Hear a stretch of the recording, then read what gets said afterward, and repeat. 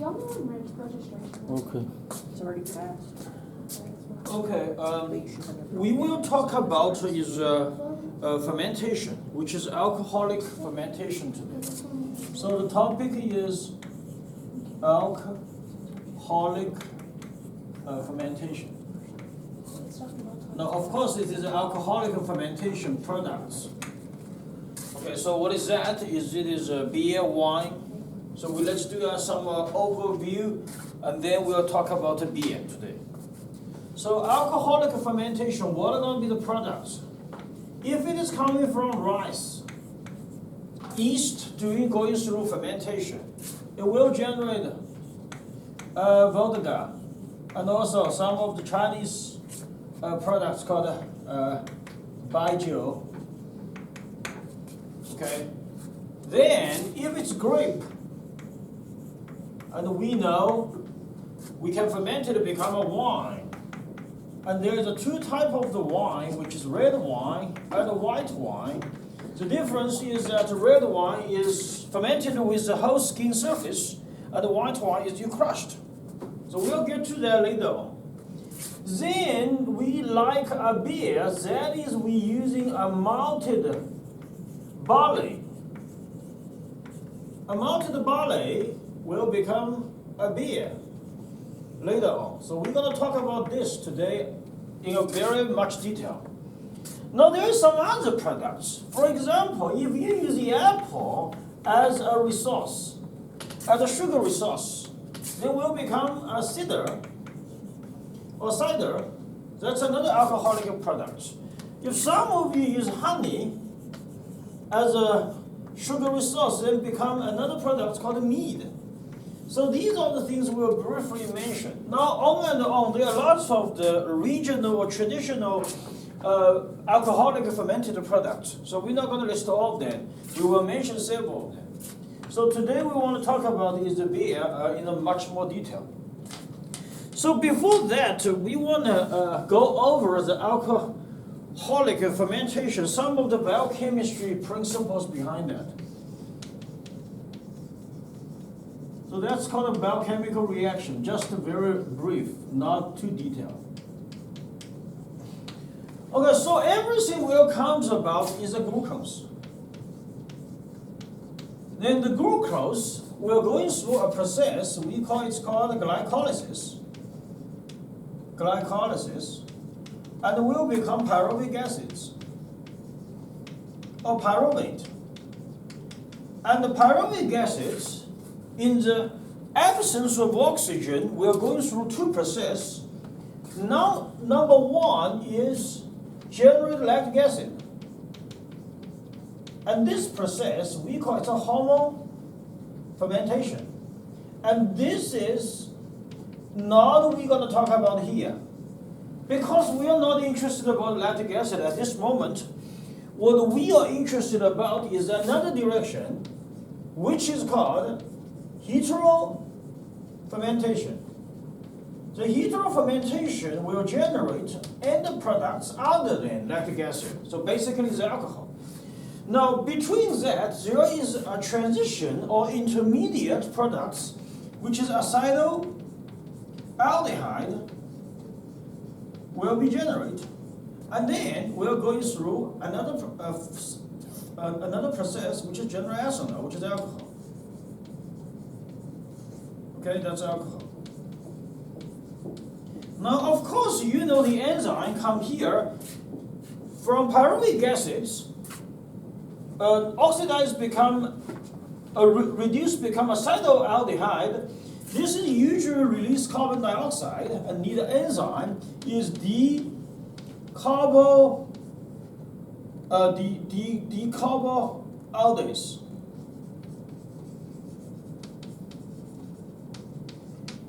So let me double check. That is called decarboaldase. Sorry, decarboaldase. And it goes here, which is dehydrogenase, which is aldehyde dehydrogenase, and will generate ethanol, which is alcohol. Okay. Now, first of all, we will mention this aldehyde products. During the beer brewing process, this aldehyde is not good. this is lots of the time will generate off flavor. Now, what type of the off flavor will generate is like a unripened green apple. Because during this process, you cannot be avoided. It's an intermediate product. Often the time is you leave off yeast too quick from the fermented solution. So which means you haven't finished the alcoholic fermentation. Therefore, lots of the aldehyde there. When the lots of aldehyde there, it will be looks like it's unripened green apple, not like a granny apple, not like the mature apple. It's like an unripened, unmature green apple taste. So that's one of the off flavor. We don't like it. Therefore, you have to control and make sure the process is completed. So that's the first thing I want to mention is acetaldehyde will generate off flavor during the beer brewing process.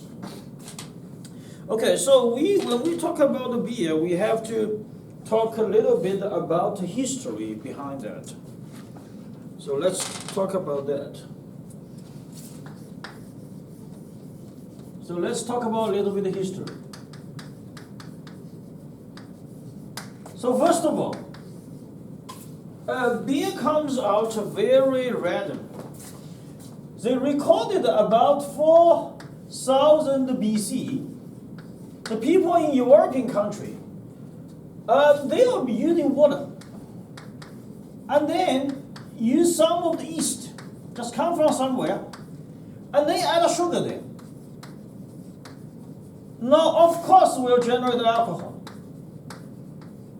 Then they find it's very enjoyable, and it will make your life happy. So that's alcoholic products, what they originally come from. Then, about like 4th AD,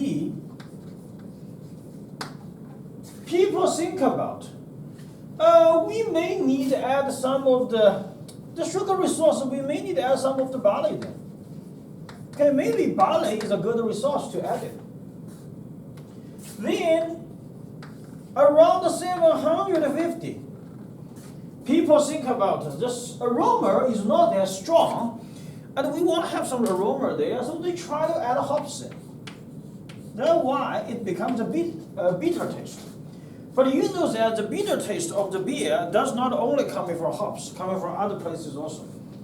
Then the modern beer we will talk about is, what we are talking about right now, is around the 50-60.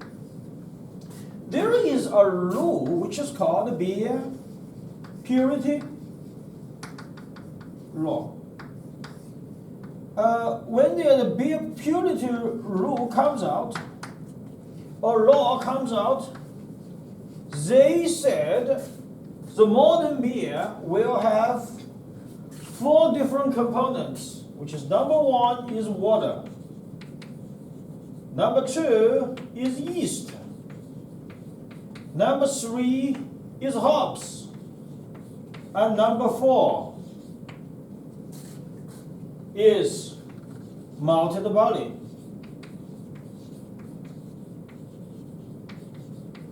So these are the 4 major components to compose the modern beer. Now, of course, people are going to ask, add lots of the other stuff later on, so we will mention a little bit. So before we go detail, we will mention one principle behind that. That's a major principle. So what is the story behind that? When people start to add barley there, what's the major components of barley? It is starch. Now, of course, the support structure components is cellulose.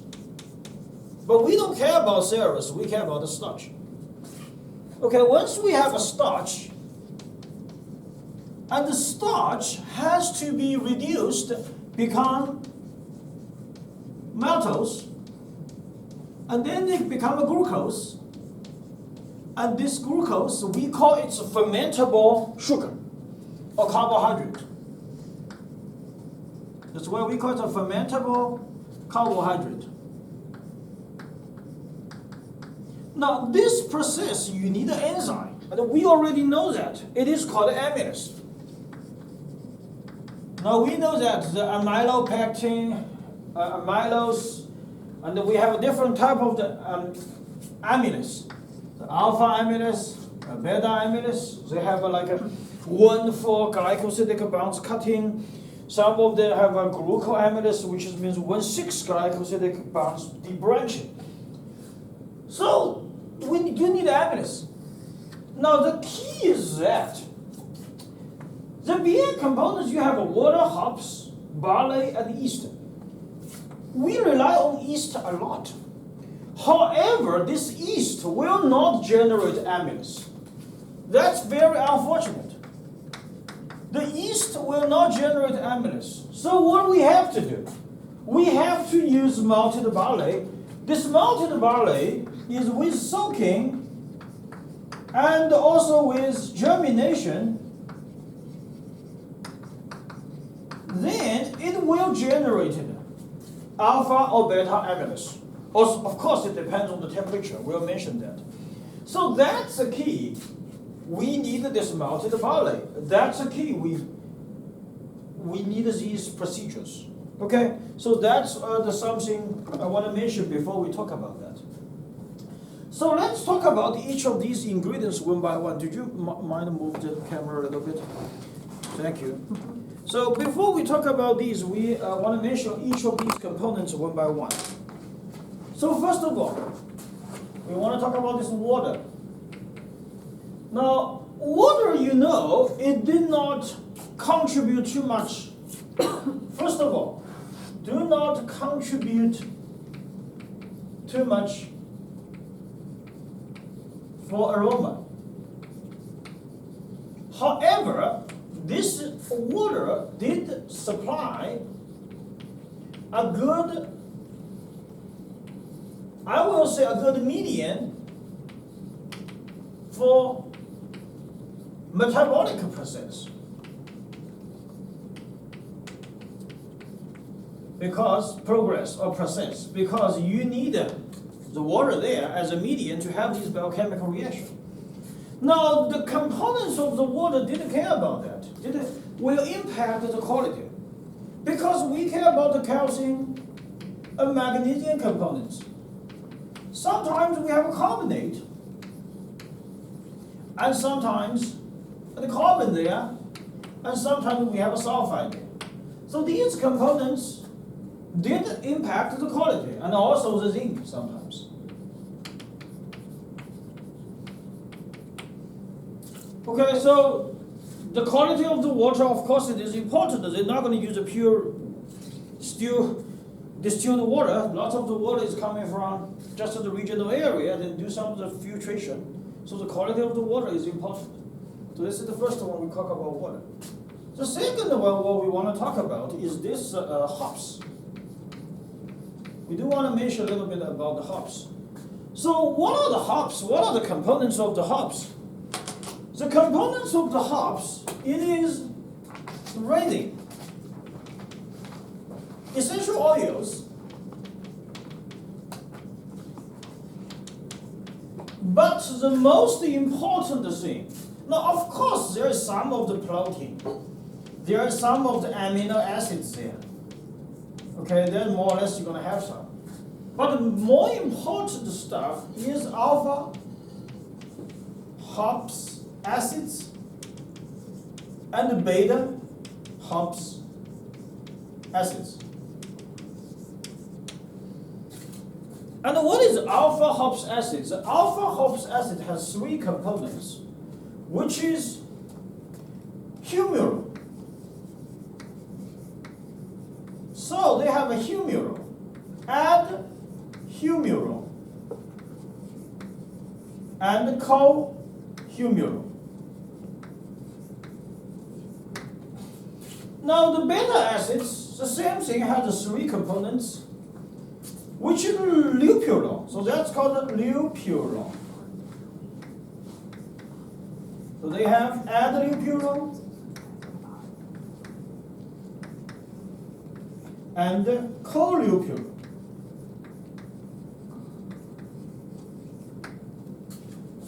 Now, which products is really contribute a lot for the bitter taste? For the bitter taste is alpha acids, hops acids. This really contributes a lot for the bitter taste compared to the alpha hops. Now, all these products, these chemicals, are structures a little bit complicated, but they all composed by a very simple unit, which is called terpene. And we mentioned about in our carbohydrate section, if you still remember, the terpene composed by is a 5-carbon unit, which is called isoprene. And I give you a very simple example. Is we call it a monoterpene. So what is monoterpene, which is called mycerinine? I didn't want to make sure the spelling is good. Myrcene, sorry.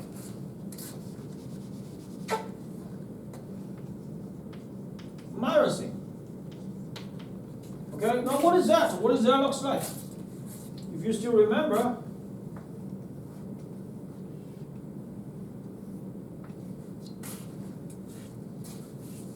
sorry, the structure. The structure looks like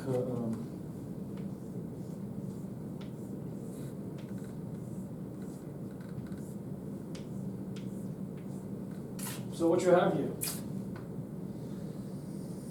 5 carbon. 5 carbon. Okay. Now the second example, which is we call it is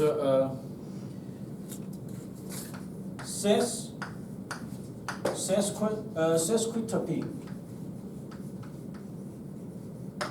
Sesquiterpene is a more complicated structure. Looks like this, then go here, looks like this, then go here and here. And this goes up here. Okay. These type of the thing, these two type of the terpene, we also call it terpenoids sometimes. They are the major components of the alpha and the beta hops acids, and they contribute for the bitter taste. So this is the hops. So we want to mention that. Now, what are the hops originally come from? This is come from is dried female hops flowers. Okay, so that's what the hops.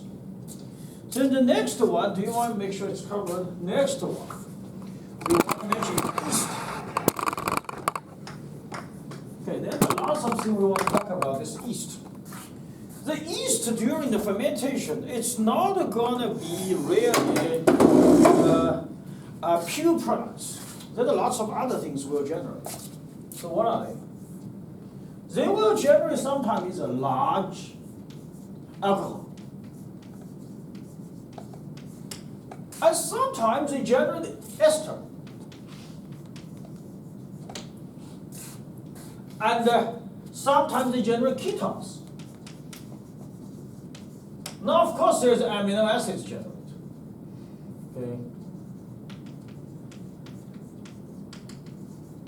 And this type of the stuff coming through the alcoholic fermentation process, they're going to impact the beer flavor. So we want to talk about these one by one. The large alcohol. So what are the large alcohol? We'll remove this one guy, this guy gone. So the large alcohol,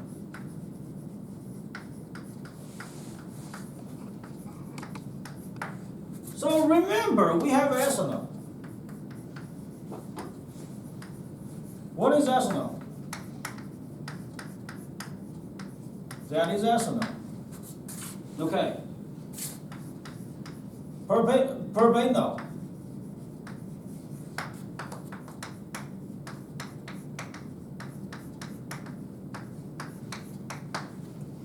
How about next one? Butyl. The next one we call it Butanol.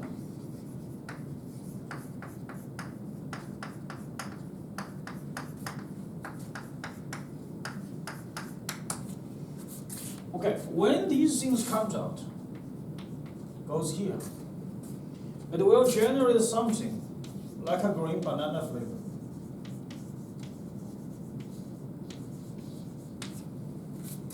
And especially for the propanol, this guy sometimes will add in a methyl ends.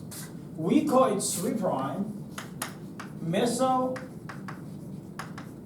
isopropanol. This will be strongly contribute to the green banana flavor. And it's like an off flavor, not really good. Okay, so this is the first thing we want to mention about is the large alcohol will generate. The second thing we want to mention is the ketone will generate. Ester will generate. Sorry, ketone we will talk about later. What is the ester? This is the alcohol with carboxylic acid, and it becomes ester. These esters you have to control very well. If you don't control very well, it will make it very sweet. And also have some of the butter flavor. So what it's gonna be looks like if you combine a candy called the Laffy Taffy. So you don't want your beer tasted like a Laffy Taffy. So that ester is important. Okay, what's the ketones? This ketone we mentioned about several times. Diacetyl. Is that right? And we also mentioned about several times 2,3-pentadiene. What will happen if the ketones comes out? Tastes like a honey. And we don't like it. We want them a little bitter. If your beer tastes like a butter flavor, or like a Laffy Taffy, or like a honey, or like a unripened green apple, that certainly is not good. Certainly something is wrong there. Okay, so here we give you an overview. We talk about all these three ingredients and their impact for during the beer brewing process will be for the flavor. Now here is something I also want to mention. Why these ester will come out? Why these ketones will come out? The reason is a little bit complicated. But the most important reason is, number one, is you leave off the yeast too often, too quick.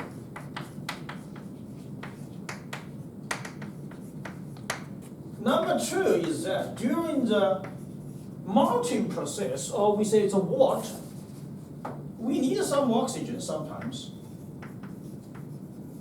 Okay, we need oxygen, but the oxygen is not enough, it's gone. Third, the external bacteria, which comes out, or microorganism comes out, and they are going to be impact or disturbing the alcoholic fermentation. Let's say the background flora is too much. So what's going to happen? Then these side products during the fermentation will come out. Then the beer's quality totally will have off flavor. Okay, so these are the things I do want to mention before we talk about. We move to something detailed. Okay, so looks like we've mentioned about these. Then we're going to focus on that key one, which is malted barley.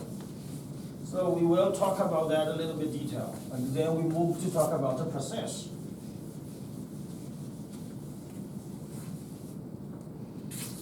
So the next question, what we're going to talk is a barley. Okay, that's a barley.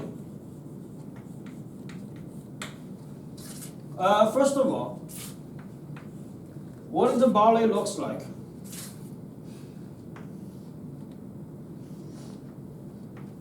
looks like that. It's a grain, like that, okay? In the United States, there is a two different, or in the world, major two different type of the barley is 2 row and 6 row. 2 rows and 6 rows. 2 rows, obviously it is small husks. It is more uniform because it's small and its size is small. 6 rows, it obviously it's a large husks, so it is very diversified.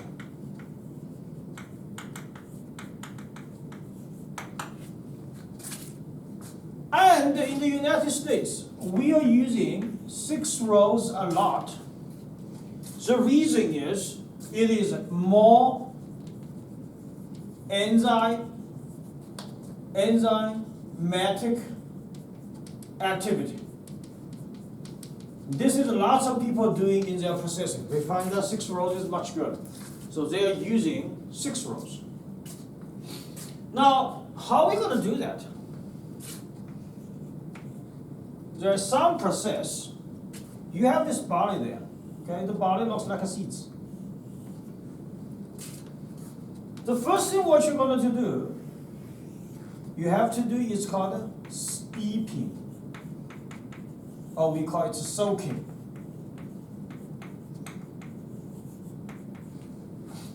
Okay, how many days we're going to do? Well, how long? What's the temperature? The temperature control at the time period is very important. The temperature at the beginning is about 10 to 16 degrees Celsius, about a day. Now, what's the function for these things? This barley, it's a very heavy outer layer. Okay, it's packaged, physically not available for the enzymes to come out or to using. So we have to soak it, make it soft, and to expose the germ of starch. Now, of course, there is a cellulose there. The cellulose, you have to use some enzyme. You have to make sure there's some enzyme to break it down. It's beta-glucotinase. You have, because it's combined with beta-glucan. So you have to break it down. So this physical barrier you have to break down. They're ready for the next procedure, which is what's called germination. The germination process is usually around 16 to 21 degrees Celsius for 3 to 5 days. This time period, which is totally to let them come out, alpha or beta amylase. Well, there are some other enzymes, let them come out. Okay, now of course, during this process, you're going to amino acids will come out. So, this is the germination process. Now what it's going to be looks like. A tail going to come out. Is that right? That's why we call it a germination. Okay, since we soaked, we call it steeping, we call it germination, these barley will be very wet. Is that right? These are very wet. So wet barley. Now how wet it is? The moisture components, it is about 40 to 50-ish. So it's a lot. We don't like so many moisture, to be honest, because the bacteria, background bacteria are going to grow. And the moisture also sometimes will be impacted the enzymatic activity. So we do another process. That's called the curing process. The curing process basically is like a heated drying. And we will break down and lower down the moisture from 40 to to 50%, kind of to 3 to 8%. Then there's almost no moisture. However, this guy here is key. Okay, this guy here is very important, the temperature. If the temperature is too high, sometimes, you go 80 to 100 degrees Celsius, that's not good. Why? These enzyme comes out will be killed. Okay, so killing the enzyme, that's not good.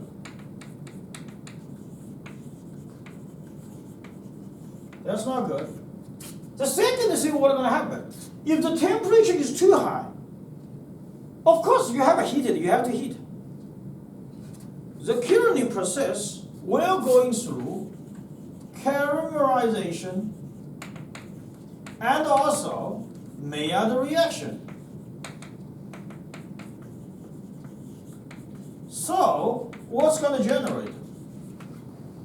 It will generate a dark color. So we call it a dark mouse. Will come up. Now, in order to solve this problem, lots of the local small beer producers, they prepare some of the pale malts or pale barleys, they combine them together.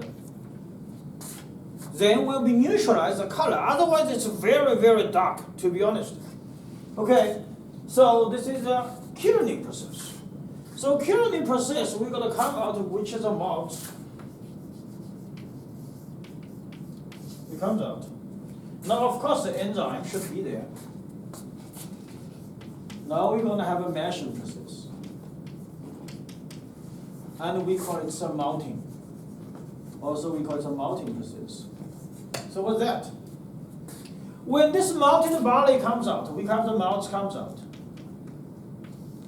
We have to mirroring it, which means you're crushing it, become a powder kind of like. Okay, generate a powder. Then what we do, we combine with water. We will do a little bit lower temperature, a little bit higher, 38 to 50 degrees Celsius. What's the function of this? So, amylase, starch is there. Amylase is there, is that right? I have to react. So the function here is break down starch become what? Maltose. And we hope maltose will become glucose. That is we mentioned called fermentable sugar. That's what we wanted at this stage. Now, in order to increase the flavor of the beer or make it more a little bit diversity, in the United States, during this process, we are adding cooked rice sometimes. And these products, we call it malt adjuncts. So we add a little bit there to mix it. Now, this temperature control is very important right here. You cannot be too high. Too high, you're curing inactivated enzyme. So, this process, usually down the people are a little bit advanced. They are called inclusion. They're called infusion. Okay, this process is called infusion. And they have a thermometer. They're using a thermometer or other digital stuff to control the temperature.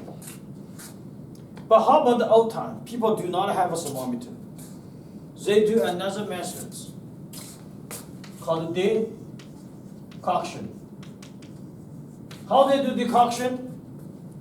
Okay, I have these barley there. Have these malts there. What we do? I mix them, but 2 of them is boiled. I mix them. Then the temperature will be go up. Is that right? Around 38 to 50 degrees Celsius. So that's all time they do it. That's called decoction.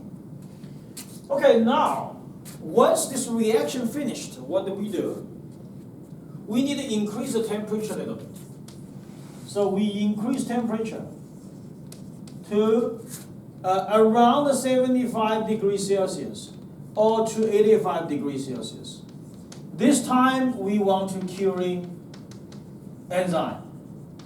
Okay, we don't want it anymore. We want to take it out. And now, by the way, when we add adjuncts, the cooked rice, this needs to be cooked at 100 degrees Celsius. Otherwise, you're introducing more bacteria, more background bacteria. Makes lots of side products, like ketones will be there.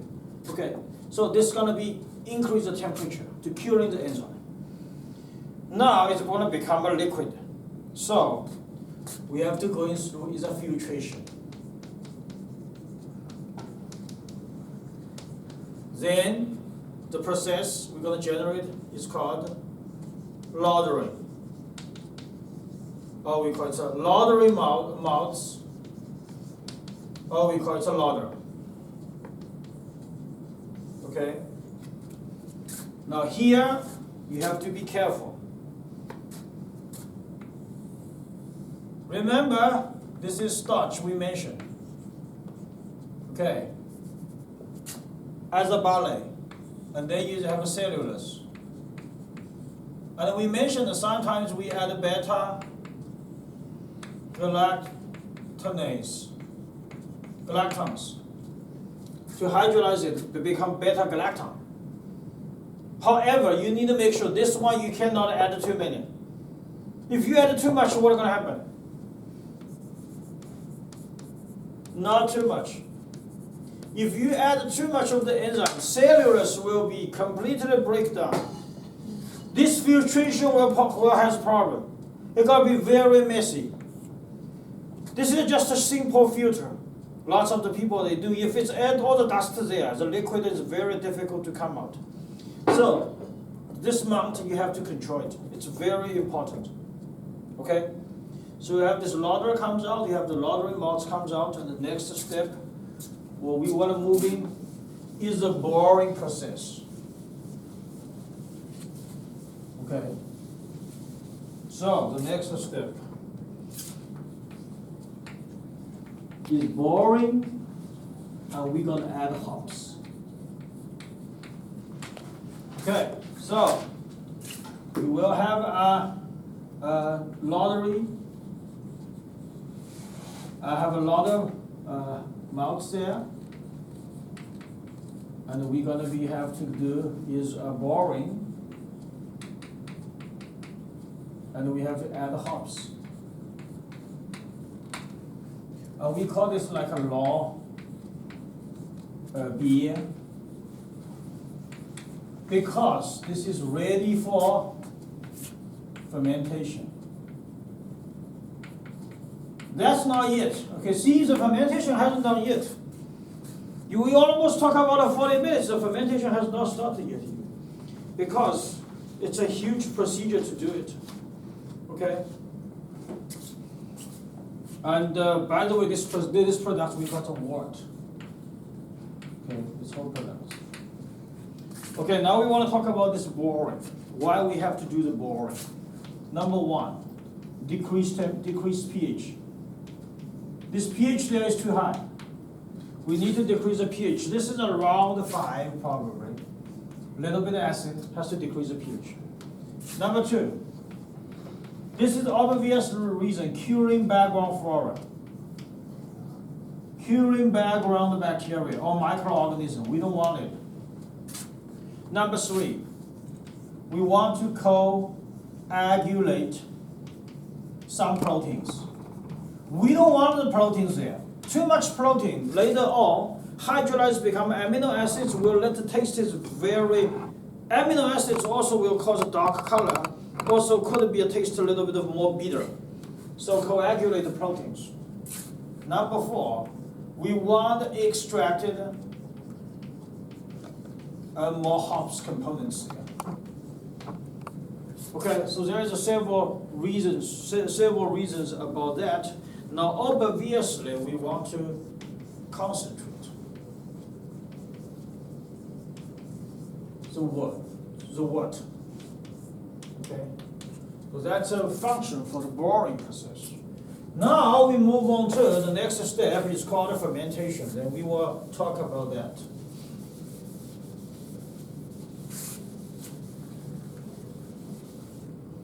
Then we move to fermentation, right here. What are the fermentation we will have? When we talk about beer, there are different types. Basically, there's two major groups, ale and lager. What is the ale? Top fermentation.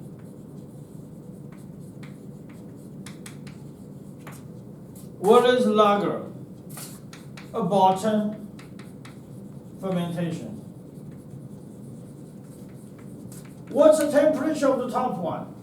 The ale, a little bit higher temperature, 65 degrees Fahrenheit. The lager, 55 degrees Fahrenheit. Just want to make sure it is correct. Yes, 65 to 75. And this is 45 to 55. This is a very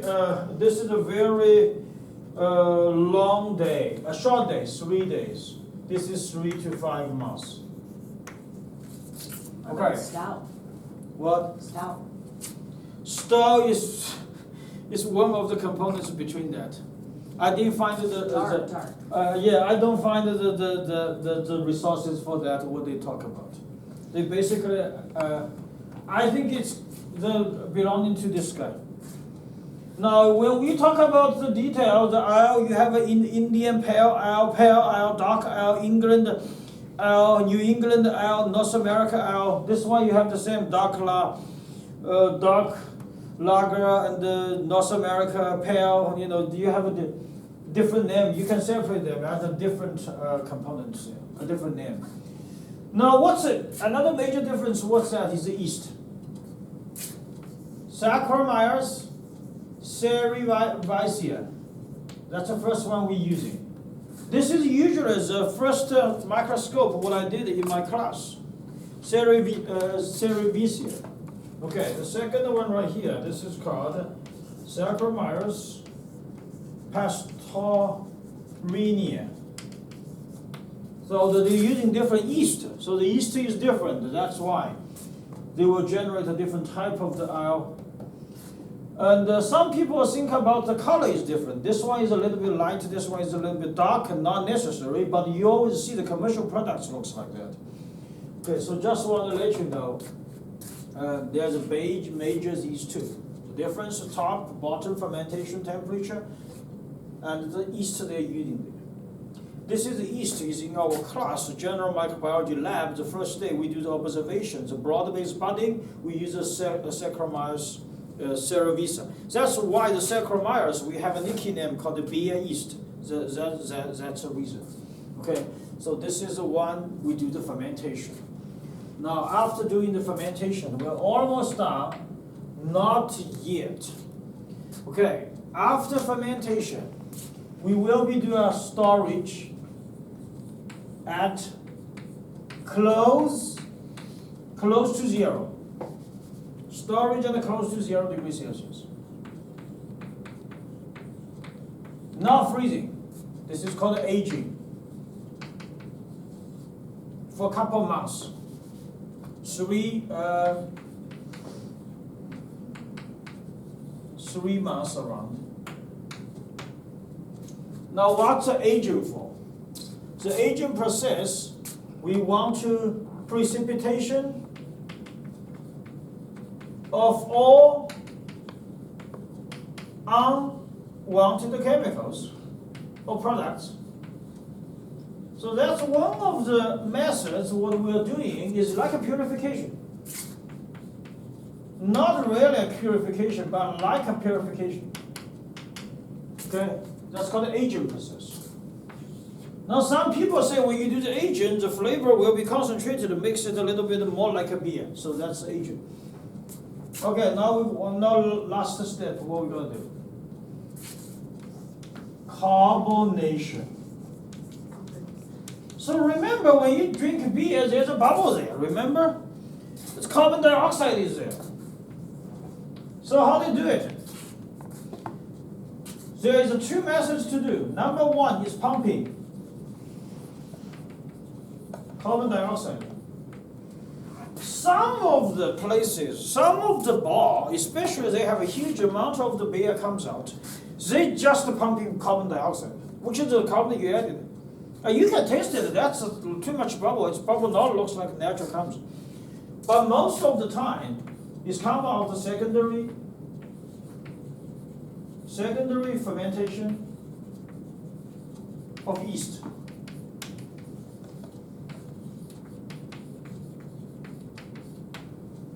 The secondary fermentation of the yeast, at this stage, they are not going to be generating alcohol again. They will be majorly focused on generating carbon dioxide. Remember, at the beginning, when we draw there, look at the pyruvic acid become acetaldehyde, the carbon dioxide will come out. So they do a secondary fermentation. Okay, so the carbon dioxide is going to come out. Now, the later on what they do, packaging. In the United States, 60% is glass bottle. That's what they say. 60% of the glass bottle. About 30 to 40% is like canned. Okay, what is the final alcohol of a beer? 3.8 to 5%. Typically, it's 3.8%. Okay, so this is by WT. Okay, so